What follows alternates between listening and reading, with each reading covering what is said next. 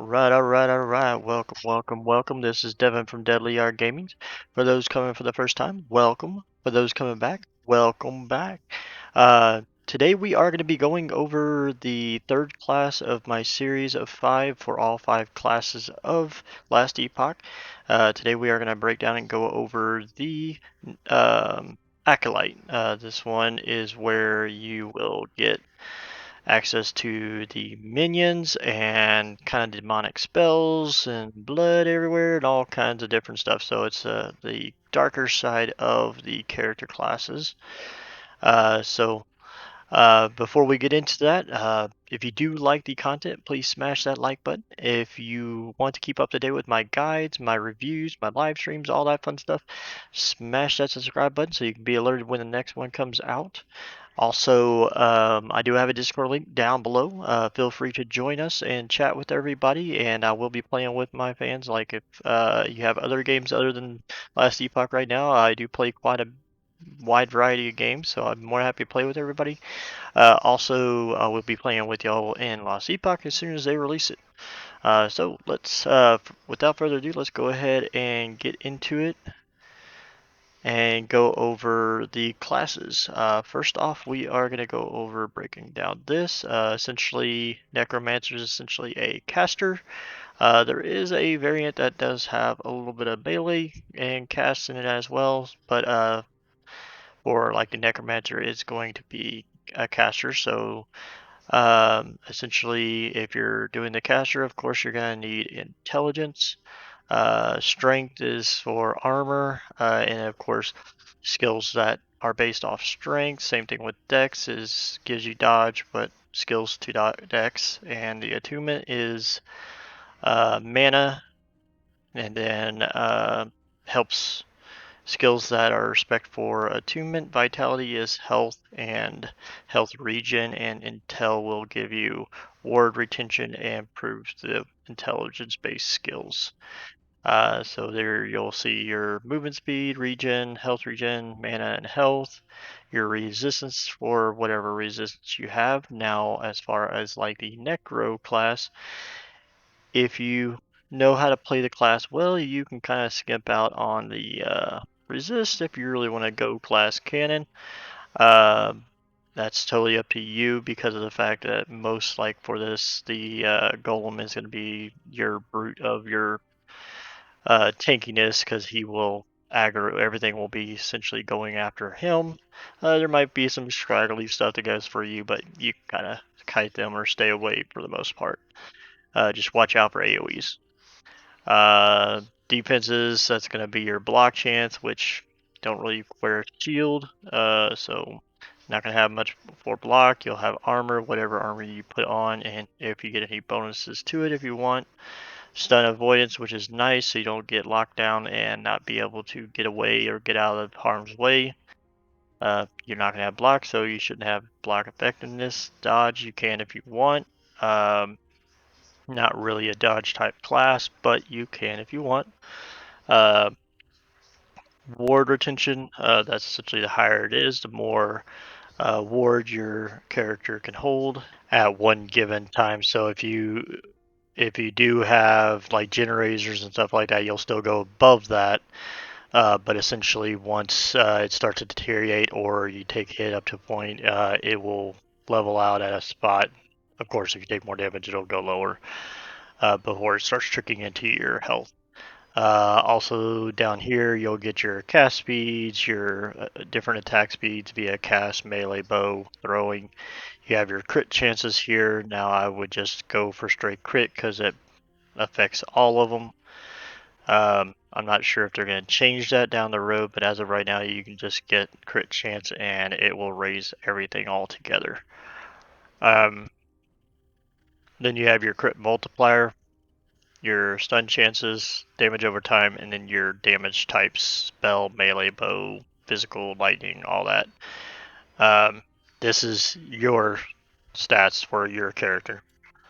Then you got your defenses, your glances blow, your leeches, your damage dealt to damage dealt to attackers. So that would be essentially your reflect, or um, like when they hit you, you're gonna do damage back to them. Then you got your damage reflect. This will be your percentage. So this will be a flat number. This will be the percentage. And then you got your damage delta, mana before, health reward, your crit avoidance, and then your health gain on hit, kill, block here. Then we're going to get into the minions, since this is a minion character. All this is going to be the minion damages, spell, cast speed, attack speed, stuff like that. How much health they're going to have, regen, dodge, rating, crit chance, crit multiplier for them, which mine was at 450. And then your minions. This would be revive speed. Uh, as far as the Acolyte, they actually you have to recast them to have them go up. This will be kind of more of for the Beastmaster or that variant. That side will have Shaman and stuff like that. There's when they die, they have a timer before they respawn. Then this is gonna be your bleed chances, poison, all your different ailments, slow, blind, freeze multipliers, and frostbite chance. How many potion slots you'll have, how much health you can gain on potion use, your chance to find, mana efficiency, which can be useful for some of the classes. And then you got your chance to slow chill attackers. Um, these over here is going to be when they hit you. These over here is when you hit them. And then your cooldown recovery and healing effectiveness. So then now we are going to get into the passive tree. First off, you're going to start with the Acolyte. You can put whatever points you want into here. As you progress up, you're going to unlock these skills over here. Now, just like any other class, you have to have a bare minimum of 20 points in here to get to start before you start putting points in here. But bare minimum, you still have to do your class quest to unlock them to put points on anyways, which generally you should be now the way they've got the quest line going. You should hit that right around 25. So essentially, you got some skills that do increase your damage. Some like this one does your damage and your minions. You got some that just boost like your intel, which will kind of affect a broad spectrum of stuff for your minions and for you as far as theirs. Because like this one right here, intelligence game uh, gives them 5 health per point. Also gives them 4% damage per point. So the more you have in there, uh, the better their stats are going to be. And then you have ward gained on nearby death, stuff along those lines. You get a lot with resistances, necro damage on this one, minion necro damage, so you and your minions. And you're gonna have some curses and stuff like this one will chance damn chance on it, which that is an ailment that deals necrotic damage over time and scales with spell damage. So this would increase that if you use that. Some more poison chances for you and your minions. So you'll see a lot of these nodes here are going to be kind of focused for you and minions. And then, like I said, this is going to be where you can get your Hungering Souls, your Bone Golem, Spirit Plague, and then Infernal Shade. Then you get to pick your classes. Necromancer is going to give you a bonus of 1 max skeleton and then 1 max skeleton mage. Also, your minions deal 50% increased damage. So this class here is going to be all about the pets. Pretty much majority of the stuff is going to have to do with minions, HP, damage. Like I said, it is going to still help you as well. But as you progress up, you are going to get your skeleton mage, your sacrifice, your Dredge Shade, and then a symbol abomination. Now, one thing to bear in mind as far as this class, if you're going to do the skeletons and all that stuff, this node right here is for this skill right here. So there are a lot of builds out there that, like the one that I'm running here, is Skeleton Mage and the Golem.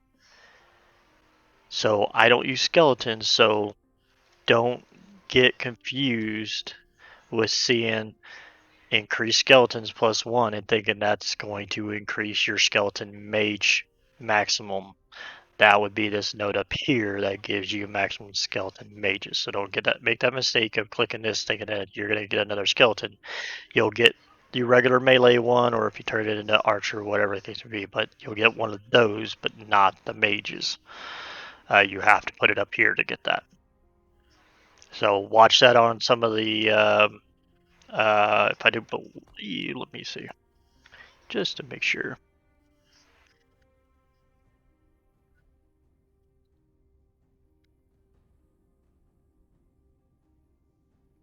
So right here, you'll see increased skeleton mage damage and spell damage for skeleton mage. And then crit strike chance for skeletons and skeleton mages, so this is going to do for both of them. But this one is +1 to skeleton and skeleton damage, so this is for the skeletons. This is not, and that's where I see a lot of people make the mistake of finally getting these and then using them thinking that it's going to increase the mages. It does not do the mages, it is for just the skeletons.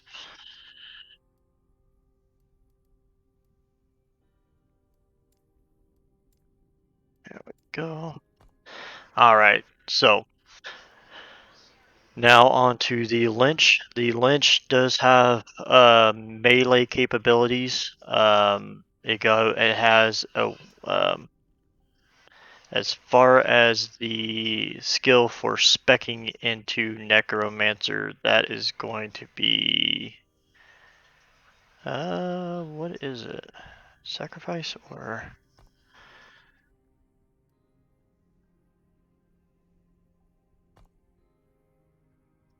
so that's gonna be the summon race. Yeah. Summon race, those are going to be these. The little race, they do melee or you get stuff or spec them or get idols that change them over to flame race where they're casters and stuff like that. So, okay, so to Lynch is go into Lynch. This is going to give you your Reaper's form, which take in the mantle of death itself, transform into a Reaper, temporarily gaining the Reaper abilities. Um, Now this does change your skills and stuff like that because it has the ability to go in and does a swipe, a little AOE charge forward type deal. While in Reaper form, your health regen does not apply and your health decays over time. So essentially, you're gonna start deteriorating life over time. So you can get things to kind of slow that down, but I mean, it's not something that you can stay in 24/7. Um, there is ways of, like I said, there is ways to kind of push it off as far as you can, but that's it. As soon as you go to 0, you don't die. You just transfer back into your human form, and you are healed to full life. So if say you're in, you can kind of use it as a fail safe, like you just get bum rushed, uh, and that you see your health just start to plummet, you can cast it real quick, and it acts as a insta heal back up. Then you could try to get out of there, use the skill to dart forward to get out of the being surrounded, stuff like that. And then if they do take you down again, you're gonna go back to full health. Now, granted, then the timer will be so at that point in time, it's either you better get out of the way or you're gonna die that time. So then the skills as you progress up here, this is gonna be Drain Life, Aura of Decay, Soul Feast, and then Death Seal. The last class is going to be the Warlock, and it is not unlocked yet, so I'll make an update video as soon as that is out. So then we're going to come into the skills. Essentially, with the skills, you have Blood Rip, which is essentially blood rip out of rips blood out of the target enemy, dealing physical damage to it.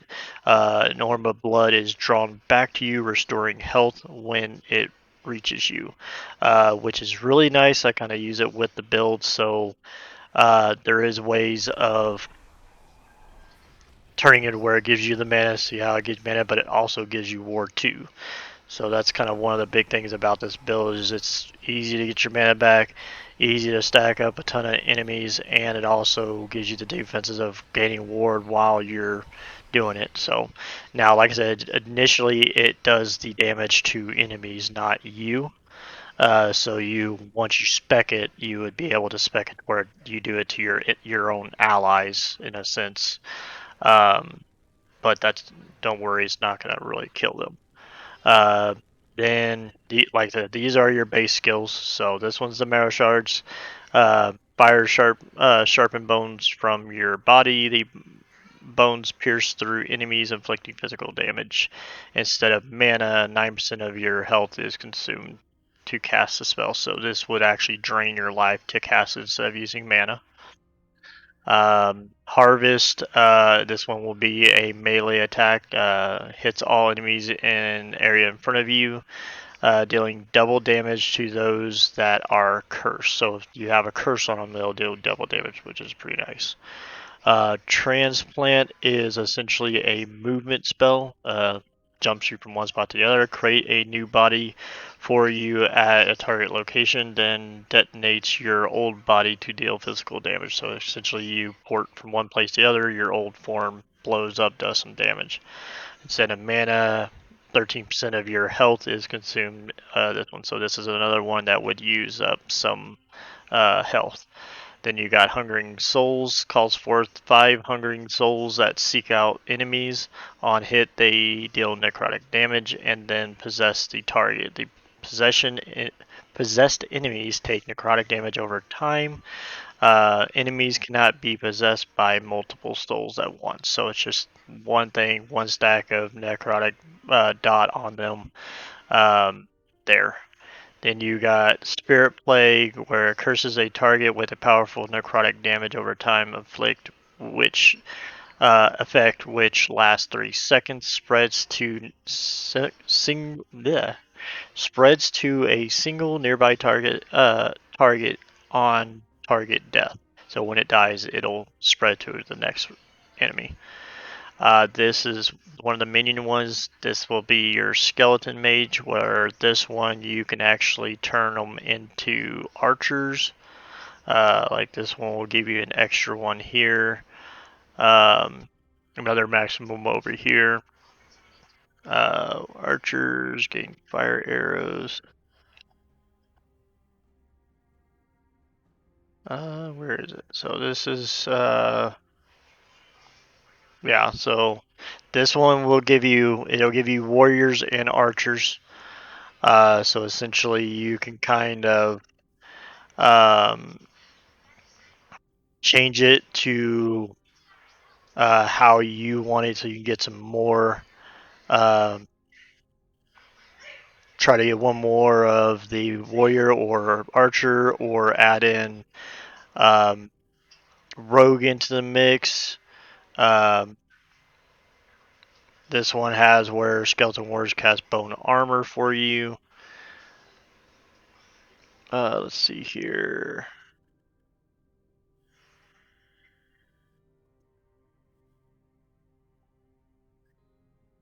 So like if you don't want archers and you want nothing but like rogues or nothing but warrior, you would want to come down here. This will remove archers from the pool. And then let's see here. This one over here will remove the warriors. So if you want to run all archers, you would want to get that. If you want to run all rogues, you would have to get this one and this one. So then, Wandering Souls reveals wandering spirits around you for 5 seconds. These spirits wander at random, dealing necrotic damage over time to enemies that pass through. So they're just like spirits, as you will, as like ghosts. They just kind of walk through things, and as they walk through the mobs, whatever they do damage to them. Bone Curse, apply a curse to enemy in an area for 8 seconds. The curse that causes physical damage when hit. The damage is tripled if the afflicted if you inflicted the hit yourself. Um, and then Detonate Corpse. Detonate Corpse detonates the corpse of an enemy, dealing physical damage. Your general blow up the corpse and do area damage around it. Um, Bone Golem is going to be your tank, if you will. It starts out as a Bone Golem. You can come down here and turn him into essentially a Blood Golem, where he does Blood Rip for you, kind of casts it and helps heal himself. You can go into a Flame Golem. There is a fire build, which Aaron at Action RPGs has a fire minion. Same setup I have pretty much. He's the one that came up with it first. I kind of remade it into a Ice Walker build, where it's all about ice and freezing. Uh, but his is all about fire, so he still does the blood golem just because its survivability is more. But you can definitely do the fire. It's kind of cool watching a fire necro or a fire golem running around with a big aura around him doing area damage. I really like that golem. Um, and then you also have the Spectre Golem replaces where you can make it a Spectral Golem, which it actually fears enemies every 5 seconds. And then we have, last but not least, Infernal Shade. Target enemy and all nearby enemies take fire damage per second. Each enemy can only have one Infernal Shade attached at a time. Expires after 5 seconds. So then we're getting into the Necro Skills. This is where you could choose the Skeleton Mage. This is one that I'm using. You can come up here for Ice Mages where they can do ice damage, where they freeze and stuff. And then you come over here to where you remove the base mages to where they're all going to be Pyromancers, so the Ice Mages. Then you come down here to these where you can add in Death Knights. If you want them to have a couple of those added in there into the mix, that will do cast Hungering Souls and do fire damage there. Then you have your Pyromancers. This is what Aaron uses on his build. They're all fire mages. Then you can come in here to where you can change it to where you only have one big mage, and they do a lot more damage just that one. Uh, Tested out quite a bit myself, and Aaron has as well. The damage that it does doesn't really compare to how much damage like 4 or 5 of them can do. So hopefully they might change that here soon. Maybe they can get that to um, be more viable to have like one master mage, in you, if you will. Sacrifice, it rips apart an allied minion, dealing physical damage to enemies around it. It's kind of like the Detonate Corpse, but it's actually um, your own minions. So this is really, there is a build where that works around where you're creating race and skeletons and the bone curse, creating the bone um, things on the ground where you can blow them up and it does massive amounts of damage, especially if you get enough of it, you can just wipe out an entire screen.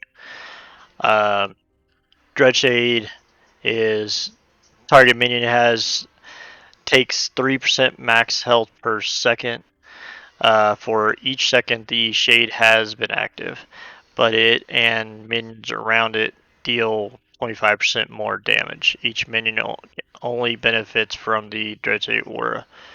Expires after 20 seconds. So essentially, max 4 active shades. So you kind of, if there's all the enemies and stuff are spreading out, you kind of spread it around to where while they're doing your minions are doing AOE or whatever the case may be, they can kill a lot more, a lot faster. Uh, but like it says, they do take damage more, but they're also going to do more damage, so you got to watch out for that. Symbol Abomination is one of the new ones. This one is a pretty fun skill. What it does is it's different every time. So I meant um, it pulls in all the minions that you have and that's what makes the golem. So the more you pull in, the more the golem's gonna be able to have. So like its health, its damage, and all that stuff is dependent on what it consumes. So it's all going to differ if you have archers, warriors, mages, um, everything like that. It's going to change it and make it even better. Um, so this was a summer race where I showed you earlier, and that's where a lot of people will just sit here and pull out a bunch of these, and then they'll use that to summon it. And so you can see it consuming the mob, so the more it's gonna consume, and then there he is. So he's gonna have a lot more HP since he did a whole bunch more minions. But like I said, the more you have, the better he is. And then for the Lynch, this one will have Drain Life, where essentially channeling skill that targets up to 3 enemies around the target location, dealing necrotic damage and leeching 30% of that damage back as health. Or Decay, which poisons uh, you every second and leaves a trail of decay. Enemies near you or in the trail are poisoned for 4 times a second. While Aura of Decay is active, you take 50% less poison damage. Soul Feast. Feast on the souls of cursed enemies, dealing necrotic damage to them and drawing fragments of their souls back to you. The soul fragments each grant 5 ward when they reach you. Oh, looks like he timed out. Oh, that's another thing about him. He is not permanent, so every once in a while you will have to respawn him. Death Seal toggle to remove all ward and seal your health, preventing it from going above its current value for 5 seconds. Deal more damage equal to the percent missing health, and take less damage equal to half your percent missing. Reactivate to unleash a wave of death dealing damage based on how long Death Seal has been active and your current percent missing health. So essentially, if you trigger this and you only have, say, 20 health, you're going to do a lot of damage, but your chances of dying is going to be pretty good. You're going to die pretty easy, but if you're good at keeping away, keep out harm way down the road. Whenever you do redo it, it will do a lot of damage there. So then you'll have your Reaper's form where you take that Reaper's form and do some melee stuff with that, and it's kind of like your second lifeline deal. So, other than that, that's pretty much it. It's pretty fun class to play. They did have several broke builds for the Lynch a few patches back, but they finally got it a little bit more balanced as far as with everybody else. Um, I have really fun. The Necro is easy to play, easy to build, and I mean you can do it with kind of crap gear. It's perfectly fine to play and get to learn the game. So it's a very beginner friendly build class to play. Uh, I generally recommend it as a newcomer to just to get to know the mechanics of the game and all that stuff. It's really easy to play. The Acolyte would be, or the Lynch would be a little tougher to get the hang of. I would learn the mechanics of the game, the of the enemies and stuff like that to kind of know what to look for and stuff like that before starting a Lynch. Uh, but other than that, that's pretty much it for the day. Hope y'all like the content. If you do, please smash that like button. If you want to keep up to date with my videos and guides and all that fun stuff, smash that subscribe button so you're notified when I go live or when I upload a video. And we do have a Discord link down below. Feel free to join us.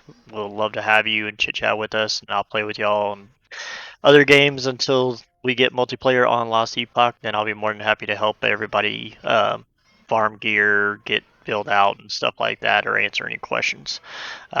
So my name is Devin from Daily Art Gamers, and you all have a great one. I'll see you all next time. If y'all don't watch my next couple videos before Christmas, I hope you all have a great holiday, and see y'all next time.